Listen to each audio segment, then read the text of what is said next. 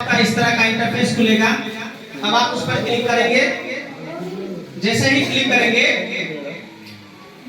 नीचे आएगा 10 digits mobile number. ठीक है, इस पर 10 डिजिट्स का मोबाइल नंबर डालेंगे। आप डाल के देखिए, इससे पता चलेगा कि आपके नाम से कितने सिम चल रहे हैं, है ना। बहुत सारा ऐसा होता है कि आप उस सिम को यूज नहीं कर रहे हैं, कोई और आपका सिम यूज कर रहा है और आपके साथ हो सकता है वो फ्रॉड कर ले, है ना। तो आप यहाँ पर लिखिए 10 डिजिट का मोबाइल नंबर दीजिए, आपके फोन में ओटीपी आएगा, उसको डालिए। जैसे लॉगिन करेंगे आपके आधार कार्ड से कितने सारे नंबर्स चालू हैं वो चीज आपको पता चल जाएगा। यदि आपका नंबर नहीं है, जो भी नंबर शो कर रहा है, आप उस पर टिक कीजिए, वहां लिखा होगा this is not my number. ठीक है, उसके बाद रिपोर्ट कीजिए, वो नंबर तत्कालिक आपके आधार कार्ड से अनलिंक कर दिया जाएगा। ठीक है,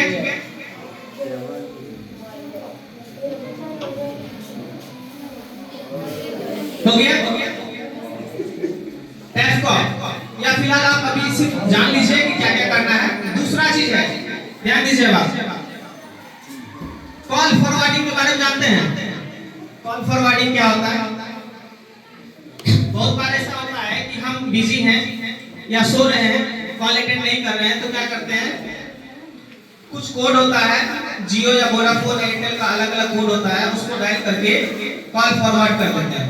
मतलब यदि आप बिजी हैं तो आपको जो कॉल आएगा वो दूसरे को चला जाएगा। अब बहुत बार ऐसा होता है कि हैकर क्या करते हैं, आपके फोन को फॉरवर्ड कर लेते हैं और सारा चीज आपका एक्सेस कर लेते हैं और आपके साथ बहुत बड़ा घटना हो सकता है। ठीक है, तो इसके लिए कुछ कोड है, आप इंटरनेट पर भी जाके देख सकते हैं। एक है *#21#. जैसे ही आप इसको रन करेंगे आपको मैसेज आएगा कॉल फॉरवर्डिंग और कॉल नॉट फॉरवर्डेड। ठीक है, यदि कॉल नॉट फॉरवर्डेड है तो ठीक है, *#21# डायल कीजिए, आपको एक इंटरफेस खुलेगा, उसमें लिखा रहेगा कॉल नॉट फॉरवर्डेड। ठीक है, यदि आपका रहेगा कि कॉल फॉरवर्डिंग तो समझ लीजिए आप उसको बंद करना पड़ेगा, आपकी बातें कोई और सुन रहा है। ठीक है, यदि आपको ऐसा दिख रहा है तो अब आप डायल करेंगे ##, देखो #002##002#।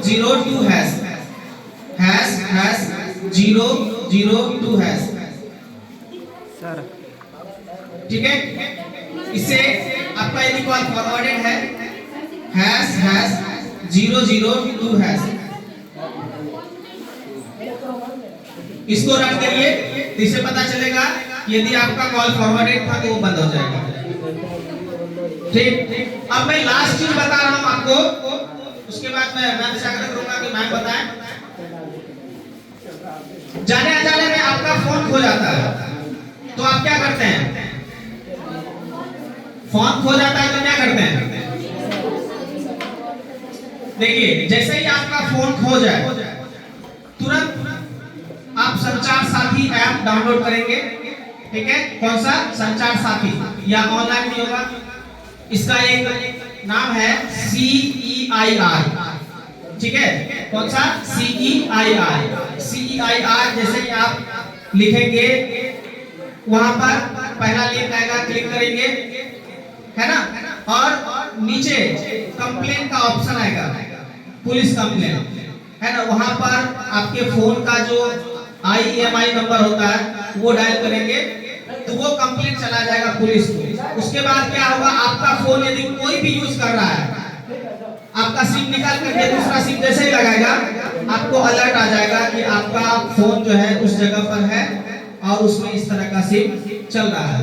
ठीक है, इस तरह से आप बचा सकते हैं अपने आप को। समझ गए? तो और भी बहुत सारी चीजें हैं, हमने आपको कुछ कुछ कोड बताए और पहला बताया क्या कि यदि आपके साथ किसी तरह का फ्रॉड होता है तो क्या करेंगे आप? 1930 पर कॉल करेंगे। समझ गए?